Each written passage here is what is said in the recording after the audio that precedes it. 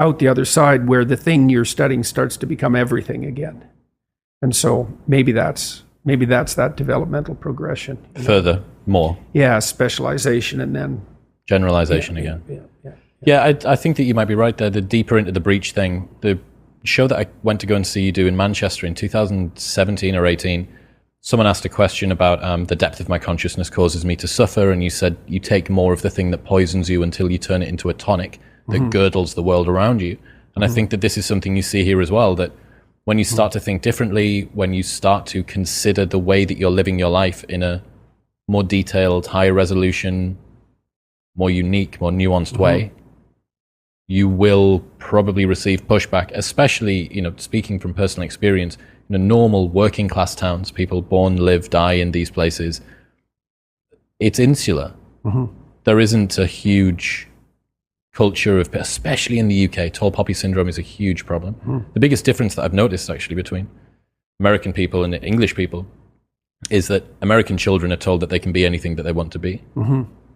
They're told that they have blue sky vision, they can achieve whatever they want. And that gives them a lot of confidence. When us Brits, stuffy, stiff upper lip Brits see Americans on TV, it sounds like everyone's had media training because everybody's just so enthused about whatever it is, even if it's a 18-car pileup. And then the equivalent in the UK is that deviating from the norm is very, very, very quickly mocked.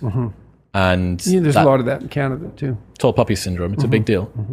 Now, the Japanese have that saying too, except it's the nail that sticks up above all the rest is the first one to be struck down by the hammer.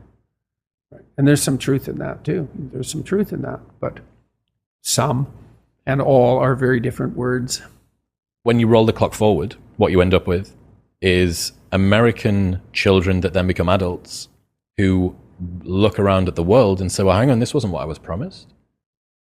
I was told that I could be anything that I wanted to be. I was told that I could have anything that I wanted to have. There's a difference between you can earn everything that is earnable and you deserve everything there is.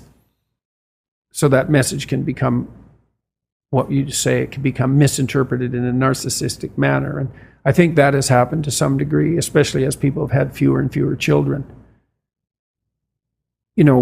Jonathan Haidt and Luke Yanoff talk about the coddling of the American mind, and they think about that in large part as a consequence of an ideological transformation. And some of that's true, but it's also useful to look at more fundamental phenomena. People have children when they're a lot older.